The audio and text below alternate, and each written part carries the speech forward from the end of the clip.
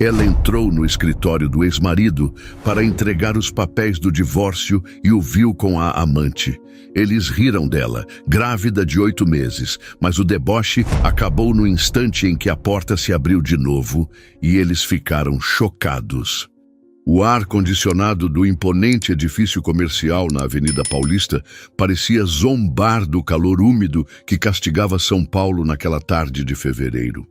Para Helena, no entanto, o frio que sentia não vinha das saídas de ventilação, mas de um lugar profundo e gélido dentro de si. Uma câmara de gelo que se formara há quase 2 anos. A cada passo que dava pelo corredor do 27º andar, o carpete cinza chumbo abafava o som de seus sapatos, mas não o martelar insistente de seu coração. O peso em seu ventre de 8 meses era um contraponto físico à carga emocional que a acompanhava, uma âncora que a lembrava constantemente do futuro que estava construindo, tijolo por tijolo, sobre as ruínas de seu passado. Na mão, segurava um envelope pardo, grosso e rígido. Dentro dele, não havia cartas de amor ou lembranças de um tempo mais feliz, mas sim os papéis do divórcio, a assinatura final que selaria legalmente o fim de uma era. O fim de Helena e Ricardo. Quase 2 anos. Parecia uma vida inteira. Tempo suficiente para que as feridas mais abertas se transformassem em cicatrizes, mas não o bastante para que a memória da dor se dissipasse por completo. Ela ainda se lembrava da forma como seu mundo desabou, não com um estrondo, mas com o silêncio ensurdecedor de uma traição descoberta. Ricardo, o homem que ela amou com a devoção ingênua da juventude, o arquiteto promissor com quem sonhou construir uma família, havia escolhido outra. E não uma outra qualquer. Havia escolhido Carla, a colega de trabalho que sempre a olhou com uma mistura de inveja e desdém, a mesma que elogiava suas conquistas profissionais, enquanto pelas costas minava sua confiança e seu casamento. A humilhação da descoberta fora apenas o começo. Seguiram-se meses de súplicas vazias de Ricardo, de acusações veladas de Carla, de um processo de separação litigioso e desgastante que a deixou em frangalhos. Ele a acusou de ser fria, de priorizar a carreira de designer de interiores em detrimento do casamento, de não ser a mulher vibrante e divertida que Carla era. Cada palavra foi um golpe, cada acusação, um prego a mais no caixão de sua autoestima. Mas o tempo, esse escultor implacável, havia trabalhado nela. Helena se reergueu, mergulhou no trabalho, fundou seu próprio estúdio de design, conquistou clientes importantes e, mais importante, reaprendeu a se amar. Então, quando menos esperava, o amor a encontrou novamente. Um amor maduro, sereno e avassalador na figura de Arthur, um homem cuja gentileza e força eram o bálsamo que sua alma precisava. E desse amor, um novo sonho floresceu, crescendo forte e saudável em seu ventre. Este bebê não era uma tentativa de preencher um vazio, mas a celebração de uma vida reconstruída, de uma felicidade que ela ousara acreditar que não existia mais. Entregar aqueles papéis pessoalmente não era um ato de masoquismo, mas de encerramento. Era uma forma de olhar nos olhos do homem que a quebrou e mostrar-lhe, sem dizer uma palavra, que ela estava inteira novamente. Mais do que inteira, estava transbordando vida. A placa dourada na porta de mogno ainda exibia o nome dele, Ricardo Bastos, arquiteto sênior. Por um instante, uma versão mais jovem de si mesma, cheia de orgulho e admiração, piscou em sua memória.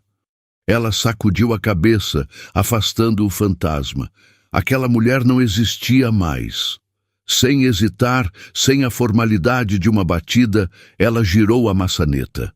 Era um resquício do hábito de um tempo em que aquele espaço também era uma extensão do seu, um lugar onde entrava sem cerimônia, trazendo café ou apenas um beijo no meio da tarde.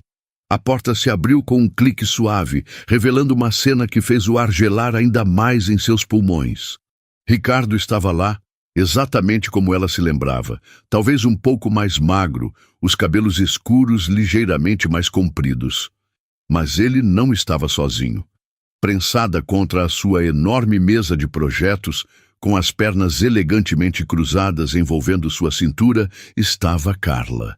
Seus cabelos loiros, sempre impecáveis, estavam levemente desgrenhados, e seus lábios vermelhos estavam colados aos de Ricardo, num beijo faminto, desesperado.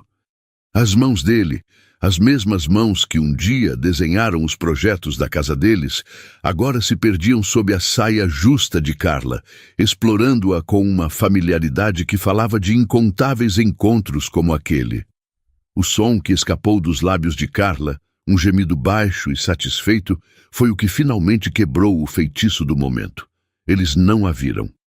Estavam perdidos um no outro, um universo de luxúria e segredos compartilhados em plena luz do dia, no mesmo escritório onde um dia ela o ajudou a escolher a cor das paredes.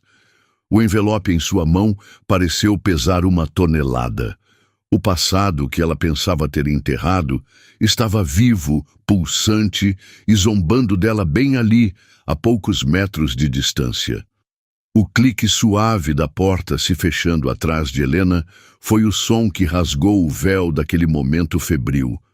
Foi um som discreto, quase imperceptível, mas para os dois amantes imersos em seu mundo particular, soou como um trovão. Eles se separaram abruptamente, como adolescentes culpados flagrados em um ato proibido. O rosto de Ricardo passou por uma sucessão de cores, do rubor da paixão à palidez do choque, culminando num vermelho profundo de constrangimento e raiva. Carla, por outro lado, recompôs-se com uma velocidade impressionante.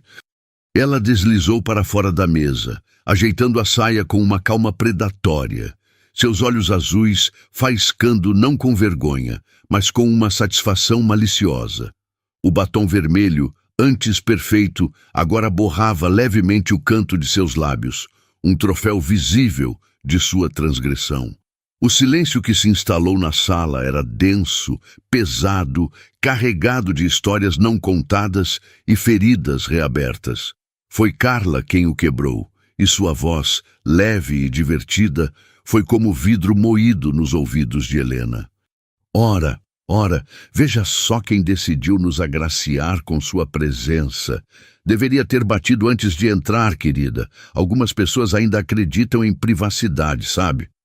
O escárnio era tão palpável que quase se podia tocá-lo. Ela se aproximou de Ricardo, passando a mão pelo peito dele num gesto possessivo, marcando seu território. Você precisa se acostumar, Rick. Ela não é mais dona deste espaço. Se continuar aparecendo assim, sem avisar, vai acabar vendo essa cena se repetir muitas e muitas vezes. Cada palavra era uma provocação deliberada, uma faca girando lentamente na cicatriz de Helena. Carla então deixou seu olhar descer, pousando demoradamente sobre a barriga proeminente de Helena, e um sorriso lento e cruel se espalhou por seu rosto. E pelo visto a fila andou rápido, não é? Pensei que ainda estivesse de luto pelo nosso casamento. A palavra nosso foi dita com uma ênfase venenosa, como se ela, a amante, tivesse mais direito àquele passado do que a própria esposa. Ricardo, até então paralisado, pareceu despertar com a menção da gravidez. Seus olhos, que antes evitavam os de Helena, agora se fixaram em seu ventre com uma expressão de incredulidade atordoada. O choque em seu rosto era genuíno, uma emoção crua em meio à farsa daquela situação. Grávida! Ele sussurrou, a palavra saindo rouca, como se sua garganta estivesse cheia de areia. Ele deu um passo à frente, o arquiteto calculista, dando lugar a um homem visivelmente abalado. A surpresa, no entanto, rapidamente se metamorfoseou em algo mais feio, uma defesa amarga para mascarar o próprio desconforto. Você não perdeu tempo mesmo, hein, Helena? Pelo visto, a viúva triste era só fachada. Quero saber quem é o novo otário. Quem foi o coitado que você conseguiu laçar com o golpe da barriga para te segurar? A acusação era tão vil, tão distante do homem que um dia a amou, que por um instante Helena sentiu o chão sumir sob seus pés. Carla soltou uma gargalhada alta e estridente, deliciando-se com a crueldade de Ricardo. Cuidado, amor. Ela é especialista em parecer frágil. Deve ter escolhido alguém com muito dinheiro para bancar esse estilo de vida que ela adora. Eles se olhavam, cúmplices em sua maldade, transformando a dor de Helena em um espetáculo privado. Faziam piadas sobre o pai misterioso, sobre como ela devia ter planejado tudo meticulosamente, sobre o tamanho de sua barriga, cada comentário uma nova camada de humilhação. Eram duas hienas cercando uma leoa ferida, certas de sua vitória, cegas pela própria arrogância. Mas a leoa não rugiu. Helena permaneceu em silêncio, o corpo ereto, o queixo erguido. Ela os observou, não como uma vítima, mas como uma antropóloga estudando o comportamento de espécimes primitivos. A dor estava lá, uma brasa ardente sob a superfície de sua calma, mas ela não lhes daria a satisfação de vê-la queimar. Seus olhos, de um castanho profundo e agora indecifráveis, encontraram os de Ricardo, e por uma fração de segundo ele vacilou. Ele viu ali não a mulher que ele abandonou, mas uma estranha, uma rainha em seu próprio reino, imune ao veneno deles. Ela não derramou uma lágrima, não gritou, não se defendeu. Sua dignidade era uma armadura invisível, e a ausência de sua reação esperada, o choro, a histeria, começou a irritá-los. O silêncio dela era mais alto e mais poderoso do que qualquer insulto que eles pudessem proferir. Com um movimento lento e deliberado, ela deu um passo à frente, estendendo o envelope pardo. Sua mão estava firme, sem o menor tremor. Ela o colocou sobre a única área livre da mesa de projetos, empurrando-o suavemente na direção de Ricardo. Os papéis do divórcio. Sua voz soou clara e firme, sem qualquer vestígio de emoção. Só falta a sua assinatura para que tudo isso acabe oficialmente. Ela não pediu nada. Não exigiu nada. Apenas entregou o documento que simbolizava o fim. E, ao fazê-lo, parecia estar se libertando da última corrente que aprendia aquele passado tóxico. Ela se virou para sair, cada movimento exalando uma força tranquila que os deixou desconcertados. A piada havia perdido a graça. A plateia não estava chorando, estava indiferente, e essa indiferença era o maior dos insultos. Foi nesse exato momento, quando a mão de Helena já estava na maçaneta, pronta para dar as costas àquela cena patética para sempre, que a porta do escritório se abriu novamente. O som do clique desta vez não foi suave, foi assertivo, definitivo. A risada que começava a se formar novamente nos lábios de Carla morreu instantaneamente. A expressão de Ricardo congelou, a arrogância se desfazendo para dar lugar a um pânico crescente. Parado no umbral da porta, com a imponência de quem é dono não apenas da sala, mas do andar inteiro, estava Arthur. Seus cabelos grisalhos nas têmporas conferiam-lhe um ar de distinção, e o terno de linho claro, impecavelmente cortado, acentuava sua postura ereta e confiante. Ele era a personificação do poder silencioso, e seu olhar percorreu a cena. Ricardo e Carla, próximos demais, a tensão no ar. Helena de costas para eles, com uma rapidez analítica. Então, seus olhos pousaram em Helena, e toda a dureza de sua expressão se desfez, dando lugar a uma ternura infinita. Um sorriso suave tocou seus lábios. Amor, ele disse, e sua voz, calma e profunda, preencheu o silêncio pesado da sala. Eu estava te procurando. Pedi que não viesse até aqui, que deixasse o mensageiro trazer isso. Vamos para casa. Você precisa descansar. Logo mais estarei com você. A palavra amor, dita com tanta naturalidade e intimidade pela voz barítona de Arthur, pairou no ar como uma sentença. Para Helena, foi um bálsamo, a chegada da cavalaria no exato momento em que a batalha parecia mais solitária. Para Ricardo e Carla, foi o estilhaçar de uma realidade que eles acreditavam controlar.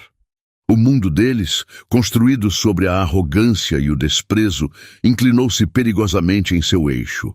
O riso presunçoso de Carla se transformou numa máscara de incredulidade, seus lábios vermelhos e borrados entreabertos, numa expressão cômica de espanto.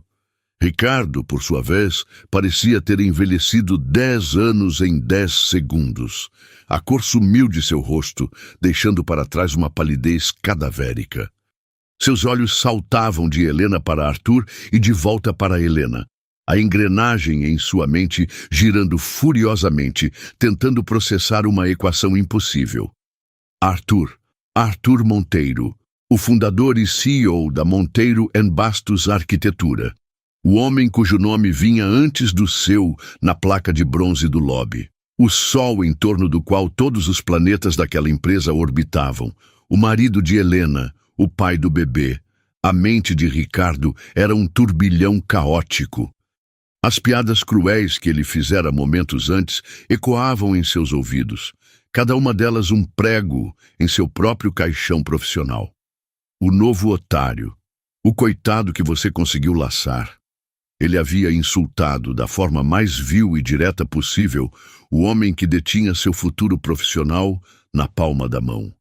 A ironia era tão esmagadora, tão perversamente poética, que ele sentiu uma onda de náusea.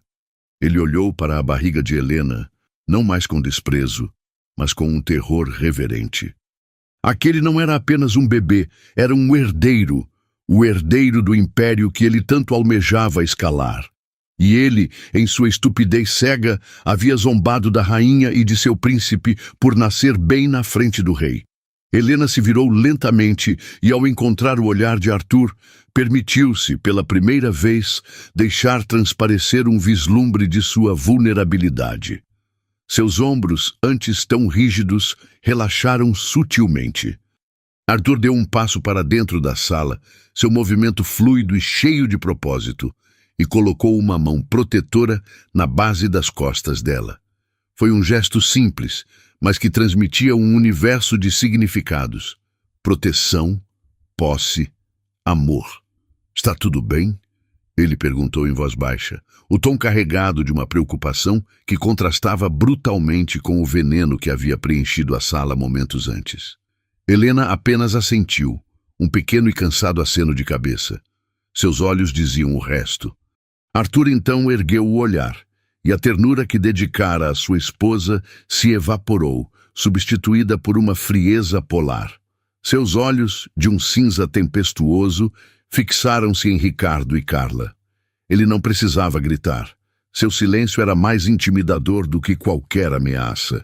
Ele era um predador no topo da cadeia alimentar, observando duas criaturas inferiores que haviam cometido o erro fatal de ameaçar sua fêmea. O silêncio se esticou, tornando-se uma forma de tortura. Cada segundo era uma agonia para o casal de amantes, que permanecia congelado, como estátuas em um jardim de desastres. Foi Ricardo quem tentou quebrar o gelo, sua voz saindo como um arranhão desesperado. "Dr. Arthur, nós não sabíamos, eu posso explicar." A tentativa era patética. Explicar o quê? Que estava traindo sua amante com a ex-esposa que ele humilhava? Que estava beijando uma funcionária em sua mesa de trabalho durante o expediente? Ou que havia acabado de insultar a esposa grávida de seu chefe?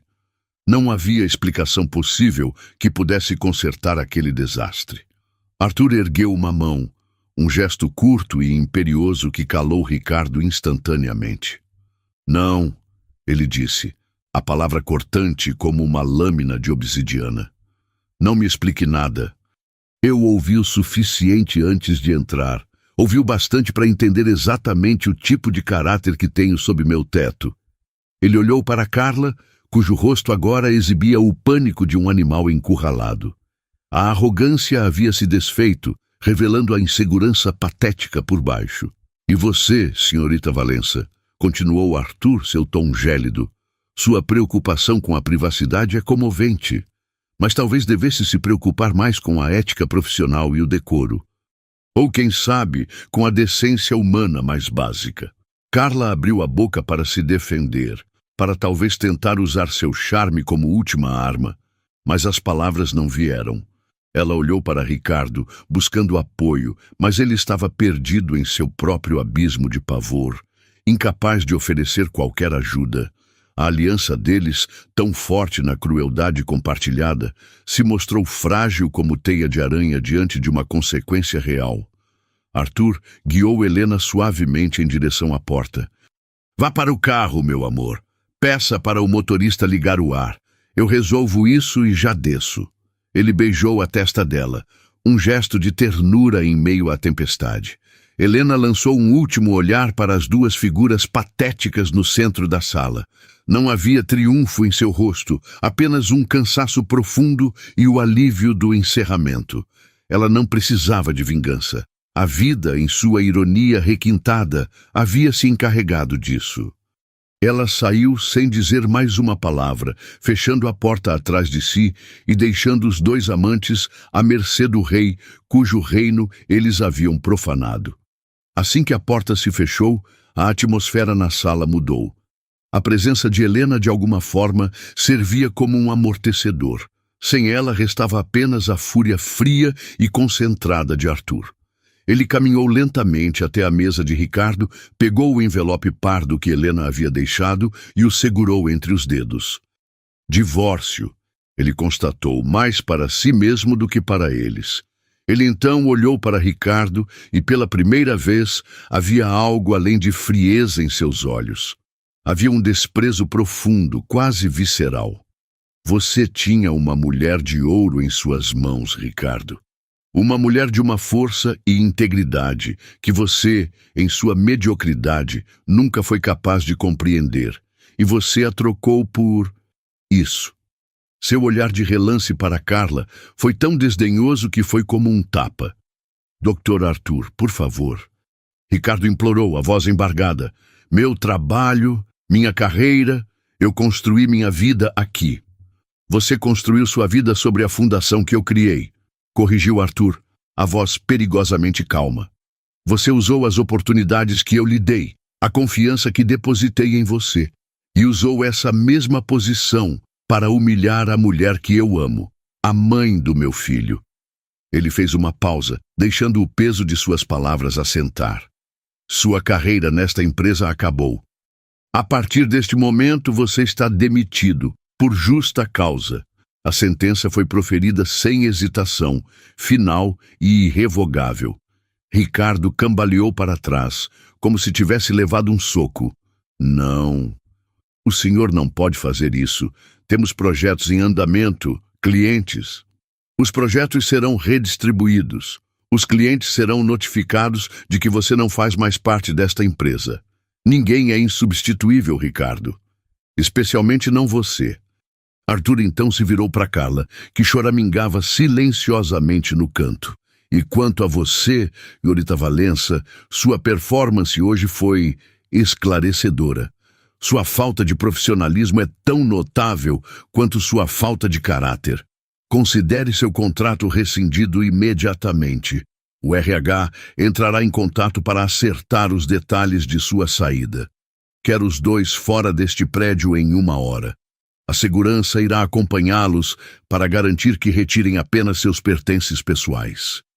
Com uma ordem final e firme, ele se virou e caminhou em direção à porta, deixando para trás a ruína de 2 carreiras e um caso sórdido.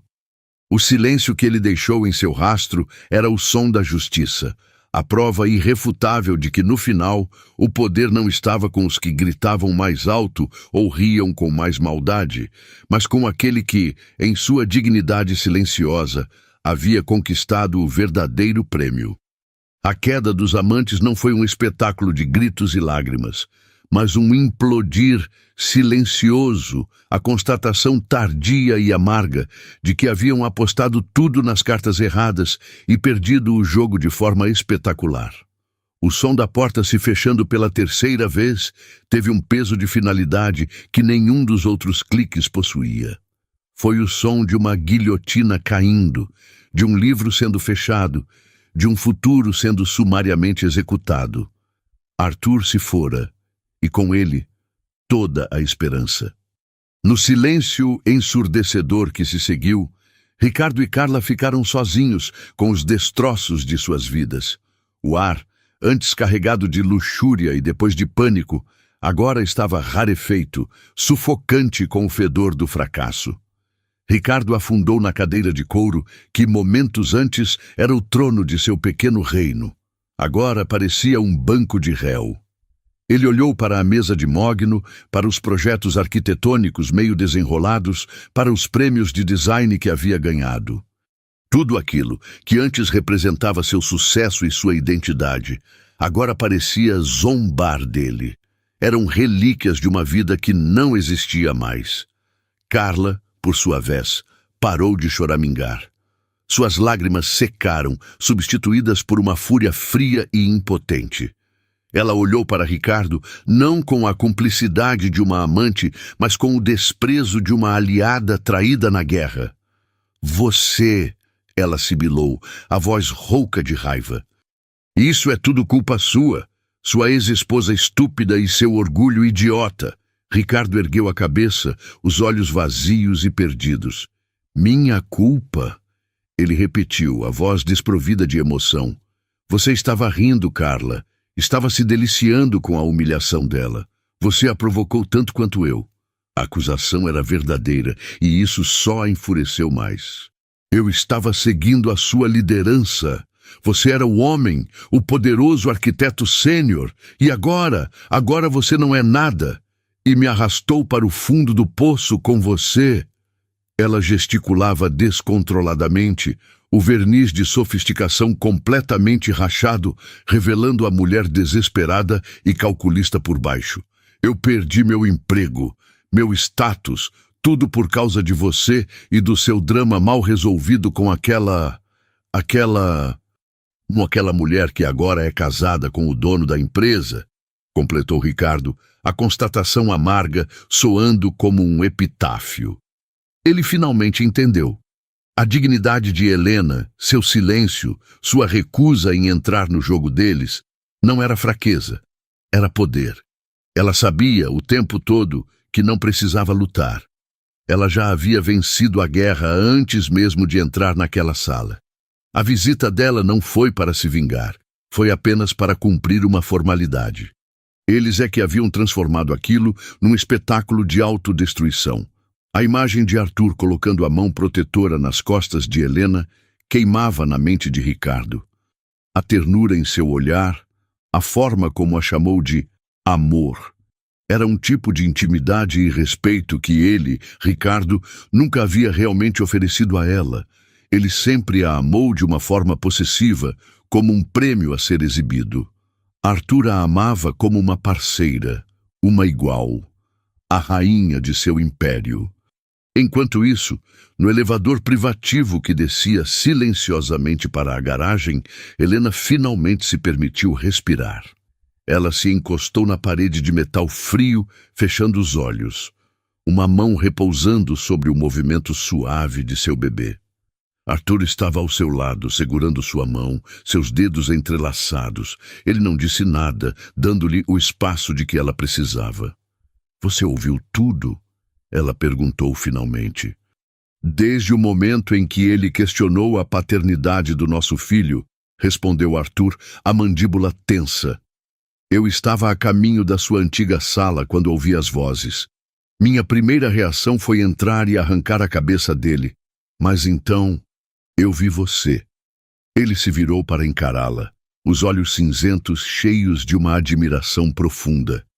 Eu vi você parada ali, tão forte, tão digna.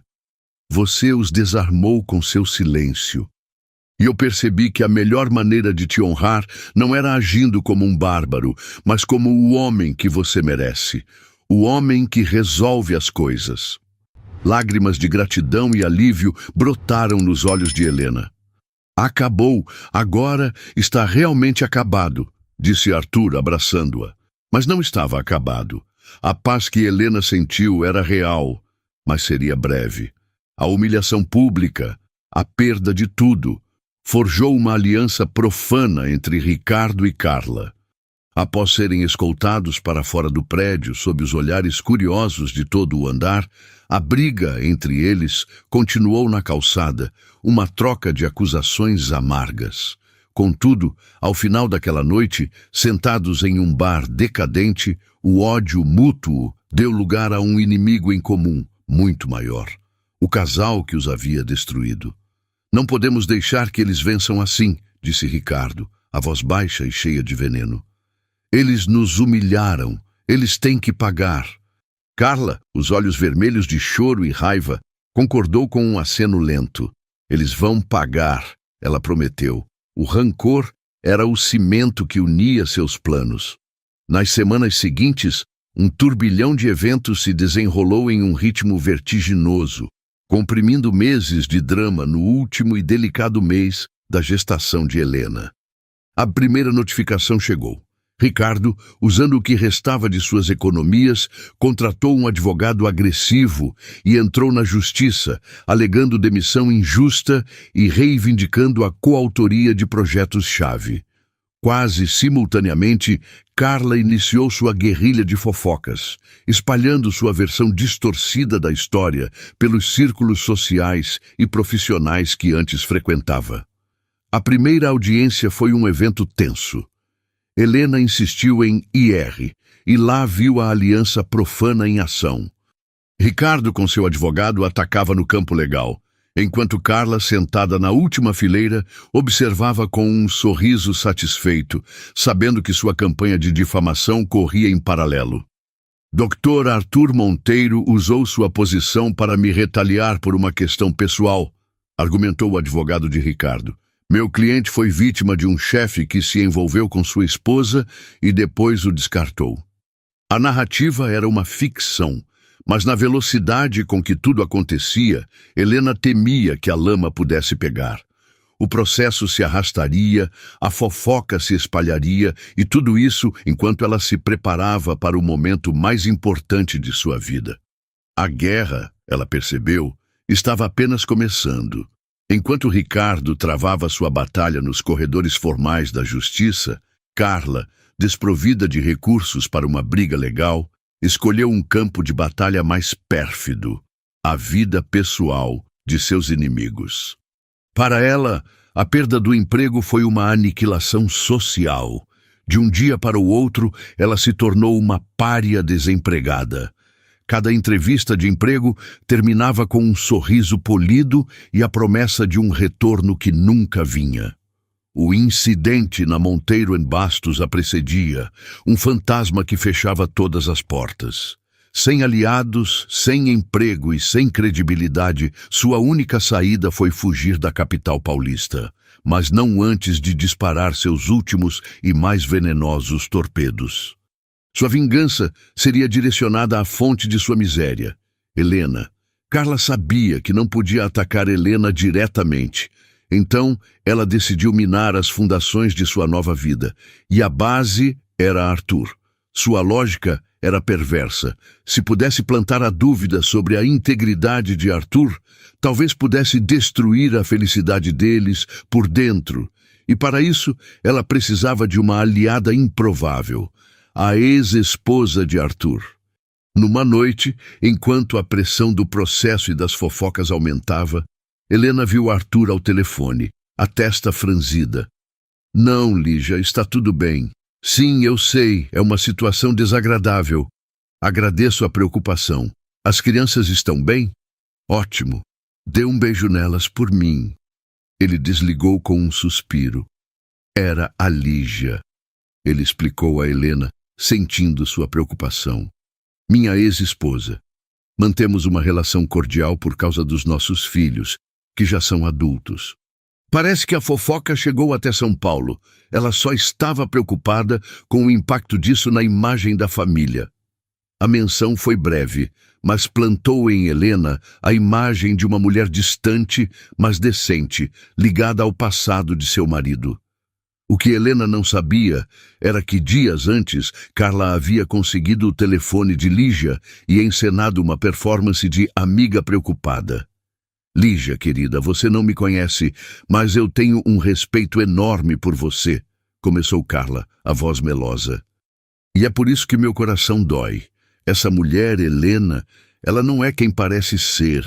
Ela é uma alpinista social da pior espécie. Ela estava com o Arthur muito antes do fim oficial do casamento dela. Ela planejou tudo. A mentira foi tão bem contada, cheia de detalhes fabricados sobre encontros secretos e a devastação de Ricardo, que mesmo uma mulher inteligente como Lígia ficou com uma pulga atrás da orelha. Ela não acreditou de imediato, mas a semente da dúvida, uma vez plantada, é como um ácido. A campanha de Carla culminou no vazamento de um dossiê anônimo para um conhecido tabloide online. A manchete era uma bomba: o magnata, a novinha e a traição. O escândalo que abala o mundo da arquitetura. A matéria era um esgoto, uma colagem de meias-verdades, e-mails truncados e fotos antigas, tudo orquestrado para provar um caso extraconjugal. A notícia explodiu. O valor das ações da empresa sofreu uma queda. Clientes ligavam, jornalistas acampavam na porta do prédio. Para Helena, com a gravidez em seu estágio final, foi devastador. Ver sua história de amor arrastada na lama era uma dor física. Arthur estava furioso, não pela crise na empresa, mas por Helena. Nós vamos processar esse jornal até a falência, ele rosnou, já acionando sua equipe de crise. Mas Helena sabia que o dano à reputação já estava feito. Foi em meio a esse caos que o telefone de Arthur tocou novamente. Era Lígia. Arthur, eu vi as notícias, ela disse, a voz firme. Que sujeira. Aquela mulher, Carla, me ligou há algumas semanas. Eu não dei crédito, mas agora vejo o plano completo. Eles estão usando o nosso passado para atacar você e sua esposa. E eu não vou permitir. O que aconteceu a seguir pegou todos de surpresa. Lígia, a socialite discreta, convocou uma entrevista exclusiva para um dos jornais mais respeitados do país. A manchete do dia seguinte foi a antítese da anterior. Lígia Monteiro quebra o silêncio. Meu divórcio de Arthur foi um pedido meu. Na entrevista, Lígia foi categórica. Nosso divórcio, ocorrido há quase 5 anos, foi uma decisão mútua, iniciada por mim. Na época eu já estava em um novo relacionamento. Arthur não apenas compreendeu, como me apoiou, ele é um homem de imensa integridade. Ela continuou. Conheço Helena e a considero uma mulher de fibra. A felicidade deles é genuína. Quanto às fontes anônimas, só posso dizer que o desespero leva as pessoas a atos desprezíveis. A entrevista foi um torpedo. A credibilidade de Lígia era inquestionável. A opinião pública virou-se com a mesma rapidez com que havia condenado. O tabloide foi ridicularizado. No tribunal, a ação de Ricardo perdeu toda a força. O juiz, vendo a manobra de má-fé, julgou o caso improcedente e ainda o condenou a pagar os custos processuais. A vitória foi completa, absoluta. E veio não da força de Arthur, mas da integridade inesperada de uma mulher do passado, que escolheu a verdade em vez do drama. A entrevista de Lígia não foi apenas um ato de defesa. Foi um ato de purificação. A verdade, dita com tanta elegância e firmeza, lavou a sujeira que a calúnia havia espalhado. O escândalo murchou tão rápido quanto floresceu, tornando-se a fofoca de ontem. As ações da Monteiro & Bastos se recuperaram e, impulsionadas pela imagem de integridade inabalável de seu CEO, atingiram um novo pico. No mundo dos negócios, a decência, quando provada sob fogo, revelou-se um ativo mais valioso do que qualquer projeto. A vitória nos tribunais contra Ricardo foi uma mera formalidade, o prego final no caixão de uma guerra que já havia sido vencida no campo da opinião pública e da verdade. A condenação por litigância de má-fé foi a pá de cal em sua carreira já arruinada. Ele desapareceu do cenário arquitetônico de São Paulo, uma figura diminuída, uma lição ambulante sobre como a arrogância e o ressentimento podem consumir um homem por dentro. Quanto a Carla, o golpe foi final. Sem aliados, sem emprego e com sua reputação publicamente destruída, ela não encontrou mais nenhum espaço na competitiva metrópole. A última notícia que tiveram dela foi um eco distante, um boato de que havia se mudado para o interior de Minas, uma fuga silenciosa para longe dos holofotes que ela mesma ajudou a criar e que acabaram por queimá-la. Para Helena, a resolução da crise trouxe uma calmaria profunda, permitindo que ela se concentrasse inteiramente no milagre que estava prestes a acontecer. Poucas semanas depois, em uma madrugada chuvosa que lavava as ruas da cidade, seu filho decidiu que era hora de conhecer o mundo. O parto foi longo, intenso, mas Helena enfrentou cada contração com a mesma força silenciosa que a guiara por todas as batalhas. Arthur esteve ao seu lado a cada segundo, não como um espectador ansioso, mas como uma âncora, sua mão segurando a dela, sua voz um sussurro constante de amor e encorajamento. E quando o primeiro choro de Lucas preencheu a sala, forte e vibrante, o som não apagou as memórias da dor passada, mas as colocou em sua devida perspectiva. Eram apenas o prólogo.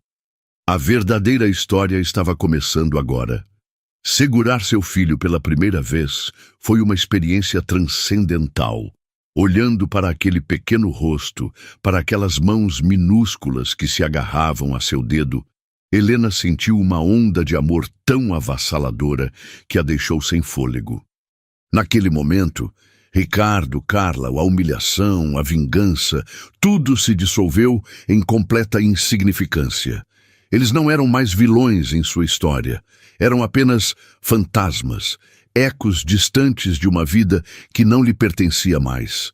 Sua vida era ali, naquele quarto de hospital, com o cheiro de seu bebê e o calor da mão de Arthur na sua.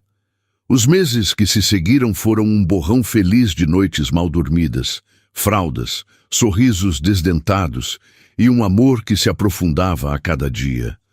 Helena descobriu em si uma capacidade de amar que não conhecia, e Arthur, que já era pai de filhos adultos, redescobriu a paternidade com uma alegria e uma presença que a vida corporativa agitada não lhe permitira ter da primeira vez. Eles eram uma família, sólida e real. A surpresa, o verdadeiro ponto de virada que Helena jamais poderia prever, não veio de um inimigo, mas de dentro de si mesma. O tempo passou. Lucas já comemorara seu primeiro aniversário, e a vida havia se assentado em uma rotina de felicidade doméstica e sucesso profissional. Ricardo havia sumido do mapa após a derrota humilhante nos tribunais e a ruína pública. Ninguém sabia de seu paradeiro.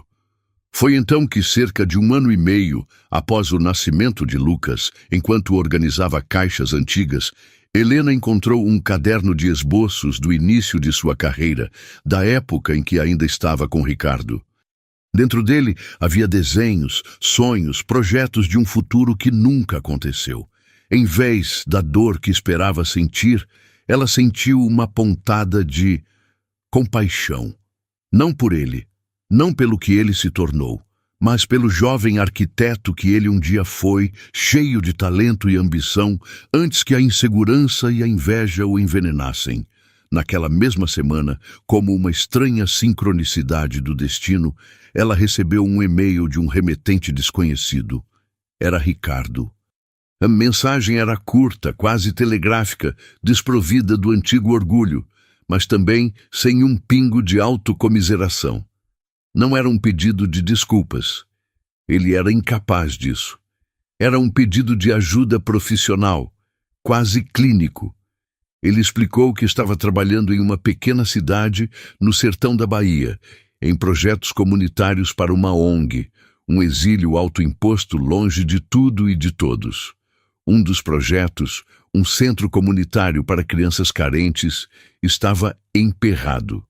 Faltava uma visão de design de interiores que fosse ao mesmo tempo funcional, de baixíssimo custo e, acima de tudo, acolhedora. Lembrei dos seus primeiros trabalhos. Ele escreveu, as palavras soando como um eco de um passado distante. Ninguém nunca soube combinar dignidade e orçamento limitado como você. O e-mail terminava de forma abrupta. Qualquer ideia seria bem-vinda. Helena mostrou o e-mail a Arthur, o coração incerto. A reação dele não foi de raiva ou desconfiança, mas de uma sabedoria tranquila, a de um homem que já não via Ricardo como uma ameaça, mas como uma nota de rodapé resolvida.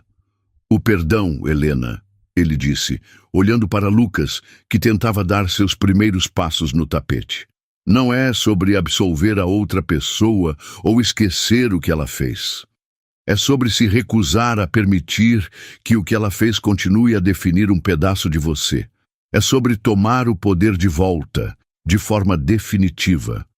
E então Helena fez algo que surpreendeu a si mesma. Ela respondeu, não com palavras, mas com o que ela fazia de melhor. Passou a noite em claro, não por rancor ou obrigação, mas impulsionada por uma inspiração que vinha de um lugar novo, um lugar de paz. Ela desenhou, criou um projeto completo para o centro comunitário, usando materiais reciclados, soluções inteligentes de espaço e uma paleta de cores vibrantes que transmitia alegria e esperança. Era um de seus trabalhos mais brilhantes, nascido não da busca por reconhecimento, mas do puro desejo de criar algo bom. Ela enviou os arquivos em anexo com uma única linha no corpo do e-mail. Pelas crianças, que elas tenham um futuro melhor. Ela nunca recebeu uma resposta direta e não precisava. Meses depois, viu uma pequena reportagem em um portal de notícias sobre projetos sociais no Brasil.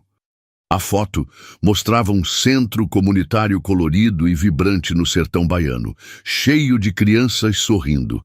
Ela reconheceu cada detalhe de seu projeto. Naquele momento, ela soube que havia fechado o último círculo. Ao fazer aquilo, ela não estava ajudando o Ricardo. Estava libertando a si mesma da última sombra. Ela usou o talento que ele um dia tentou ofuscar para fazer o bem, transformando a última gota de veneno em antídoto. A vingança final não foi a queda dele, mas a ascensão dela a um patamar de graça que ele jamais poderia alcançar. Foi a prova de que ela não era apenas uma sobrevivente. Ela era uma criadora, capaz de construir beleza até mesmo a partir das ruínas mais feias. Anos mais tarde, Helena se tornou uma referência em design social, usando seu renome para criar espaços que curavam e empoderavam comunidades. Arthur gradualmente passou o comando da empresa para se dedicar mais à família e a projetos filantrópicos ao lado da esposa. Lucas cresceu em um lar onde a força não era medida pela ausência de cicatrizes, mas pela beleza que se pode construir ao redor delas. A história de Helena e Arthur não foi um conto de fadas, mas uma épica jornada humana sobre a descoberta de que o maior poder não reside em derrotar inimigos, mas em transcender a necessidade de tê-los. A verdadeira vitória não foi ver os amantes caírem, mas foi olhar para trás e, com um coração sereno e genuinamente livre, desejar que as crianças daquela cidade distante tivessem, de fato, um futuro melhor. E aí, gostaram desta jornada de reviravoltas e redenção? A história de Helena ensina que, às vezes, o final mais poderoso é aquele que a gente escreve para nós mesmos, muito depois que os outros personagens já saíram de cena. Que nota de 0 a 10 vocês dão para essa trajetória de força e superação? Contem pra gente nos comentários. E se você se emocionou e se inspirou com a força da Helena, não se esqueça de se inscrever aqui no canal. Clicando no botão de inscrição, você se junta à nossa família e nos ajuda a manter essa chama acesa. Muito obrigado por sua companhia e até a próxima história.